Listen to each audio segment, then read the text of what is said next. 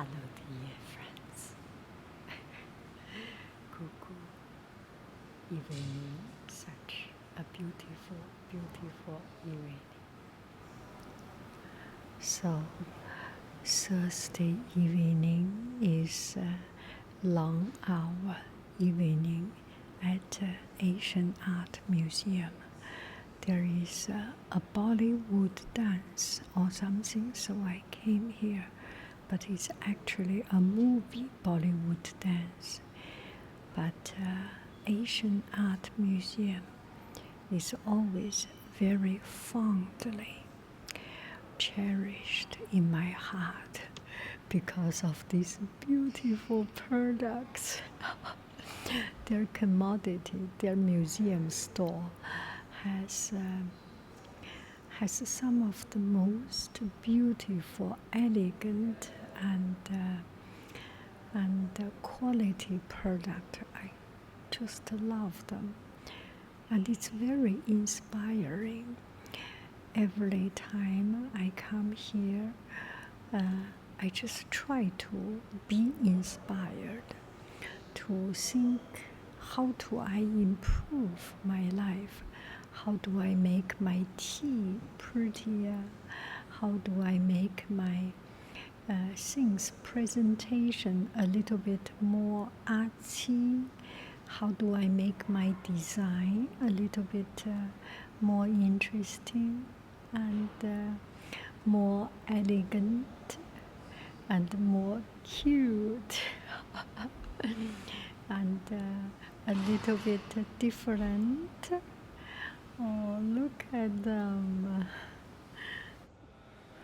Okay, let me do this way. Hello, dear friends. Good evening. Such a beautiful, beautiful evening. I hope you can hear me. There are people there, so they are talking. So let me come to a relatively quiet place. So Thursday evening, I come to San Francisco Asian Art Museum. There, oh, sorry. Oh, okay. So Thursday evening, I come to Asian Art Museum in San Francisco, and it's such a strange feeling. Let's not talk about feeling, but put our heart and soul into appreciating these artworks. I think this is new, and there is not so many people, so I can talk. And this part is Chinese art or Chinese style art. I think this is a Chinese painting. Let's see who did this one. This one is by a Japanese artist. It's kind of hard to tell Chinese and Japanese. The style, the both are very much use the same calligraphy and more or less the same style.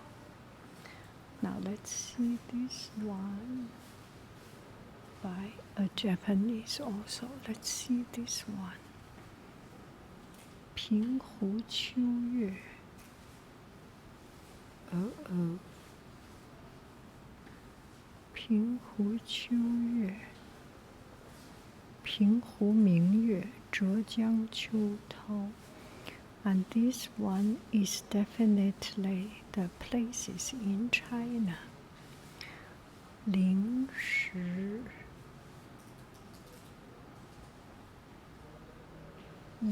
时桥歌。I very, very much like this style of art. When you look at it, it's very clean. It's very clean, and if you want to see the perspective of it, it feels that it is hard to tell distance, to tell what is focus, and that is very much Oriental or Chinese painting style is like this. Each part is a story. Let's talk about the story in the center part. So here are trees. I particularly like the style of the way the tree painted. And very, very meticulously and carefully. That's one style of trees. Oh gosh, I got 2 glasses. Actually, the same.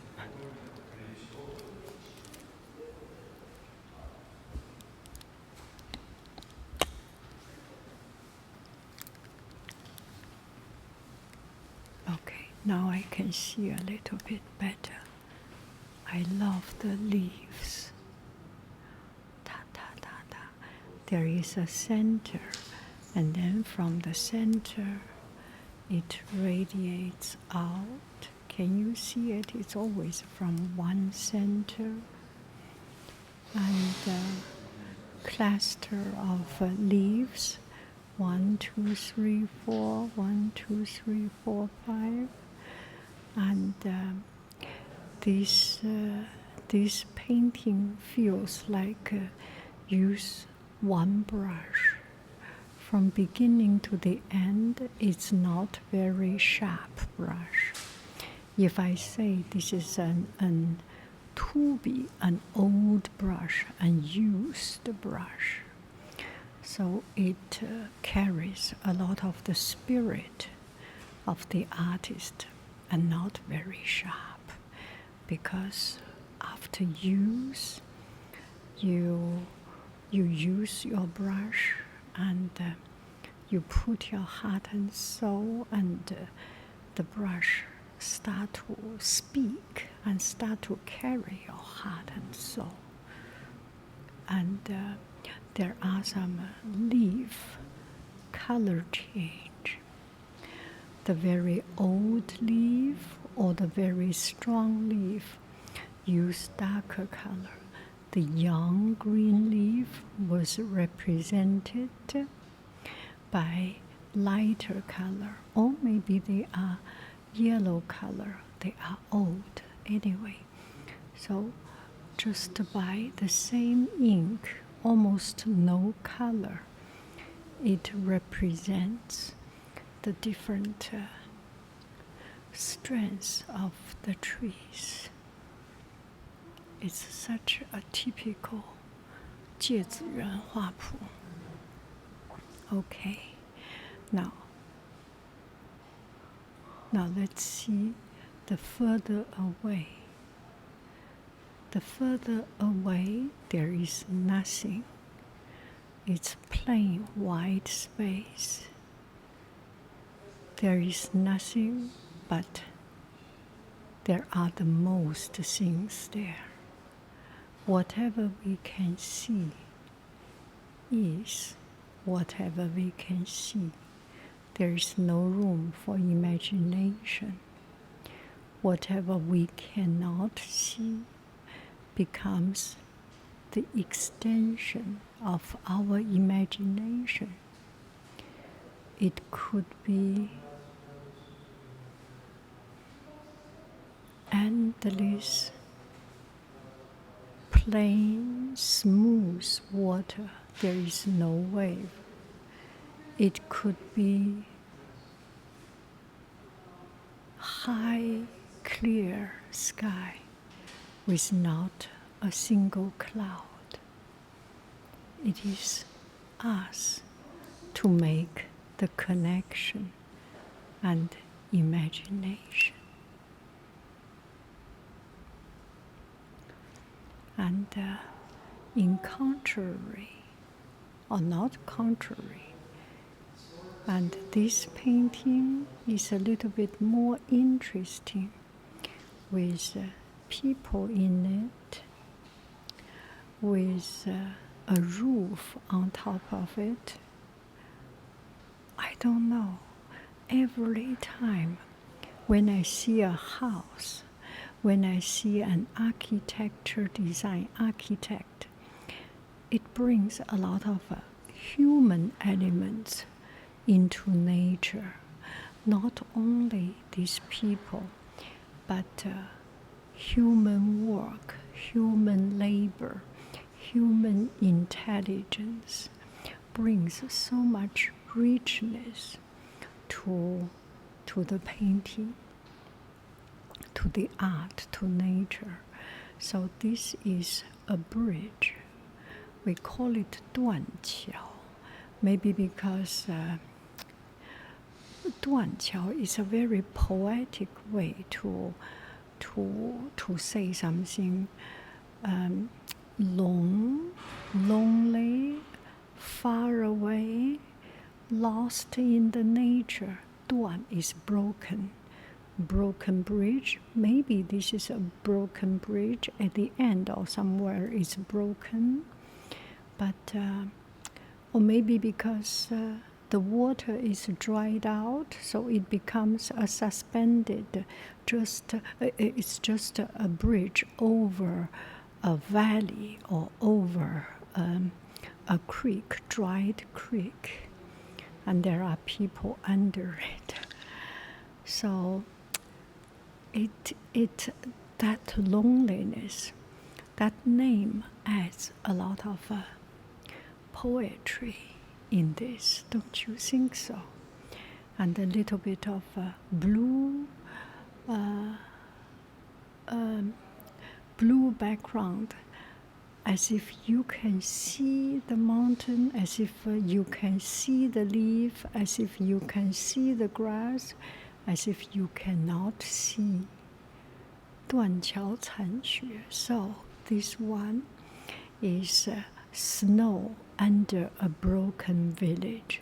So you can see the background, or something is not very clear as this one has leaves. There's no leaf, only black dots here and there with some of very pale blue covered on it. It's the coldness of white make it blue. It is the snow, right? This is so pretty.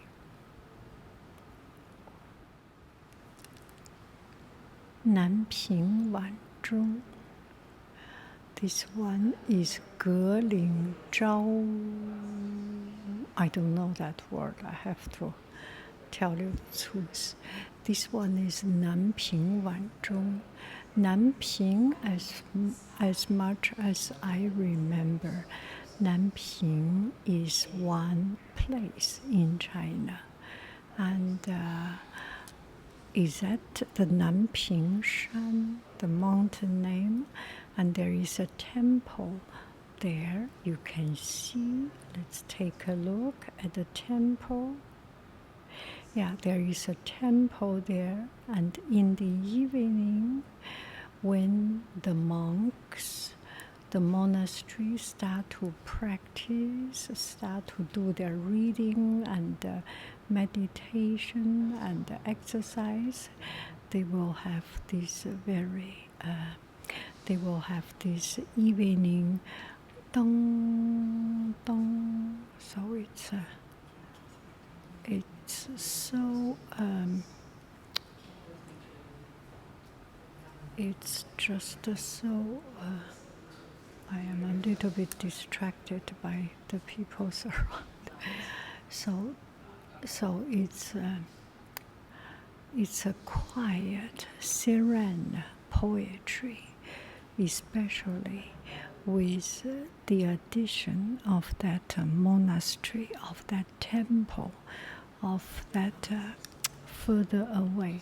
I particularly like that the mountain in the back and almost invisible use a very, very pale 朱砂. 朱砂 is a kind of red cinnamon bar or that kind of minerals to make the color. Chinese painting, majority of the color are from mineral, some from the plant. And for example, yellow is from the plant, and red, this kind of old red, this kind of a very profound red, this kind of ancient red is from cinnamon bar, a particular mineral. I do not know the Chinese, the English name. It's 朱砂. Actually, they are from, a lot of them are from San Jose. The other day I visited San Jose. There is a quicksilver mining facility. They export to China. How fascinating. 100, 200, 300 years ago. Don't you love this piece of painting? Let's see. A lot of room, a lot of fog, a lot of extension. 浙江秋涛. This is the autumn wave. Oh, I love this kind of wave painting. Isn't it that ancient style of expressing waves? You find them in manga, you find them in Chinese painting, 画谱, 芥子园画谱, Master Seed Garden, painting dictionary or painting guide. I love all this. I love all this. 平湖明月. 平湖 is a lake in Zhejiang. 明月, the moon reflecting. I do not see moon reflecting, but this is in the evening. And this one, 玉带晴红. These mountains, 玉 is jade, 带 is belt. So this is like jade belt, soft, tender. The mountain is a little bit old, a little bit roughed out, not too sharp edge. 玉带. Look at this. 曲院风和. So 曲 is twisted, 院 is courtyard, Chinese courtyard with different layer. If you go to any Chinese garden, you know one of the very important Chinese art architecture design element is to borrowing, is to lending, is to harmonizing. You usually can stand in that little, if you stand there in this corner, you will be able to see the pavilion. You will be able to see the other temple or pavilion behind some of the willow leaves. And then you can see something there. And you can see the further away big house, temple, everything you can see, but you cannot see anything completely. Or maybe you can see completely. The point is that it's all harmoniously connected. You make a little turn, then some covered up, some show up. You make another little turn, you go to a totally different world. And that's Chinese garden design. Go through a moon gate, round moon gate, get into another landscape, and even through the moon gate, you can see the different. I'm sorry, there are people. You can see the different layer and interest of design elements. Oh my goodness, I love this. I love this tree, the bowl of tree leaves. Oh, people are having fun. The girls and the boys.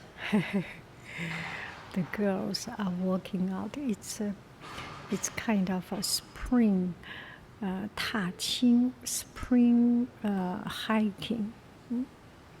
Oh, they are all so beautiful. This is such a fantastic. Okay, I think I will take a picture of it and go back home to appreciate and try to practice. This is such a wonderful meditation. I love them. So beautiful, so unique, and so scholarly. They are not perfect. They are not the style of imperial work that does not allow freedom. Usually you see this kind of work in a scholarly family, in a book studio, a reading room. There is a lot of poetry in it. There is a lot of freedom, and the subject matter is ordinary people, and the scene are not the big grandeur scene, and comparatively, these are usually put into high noble families, and that they are so perfect. They are so meticulously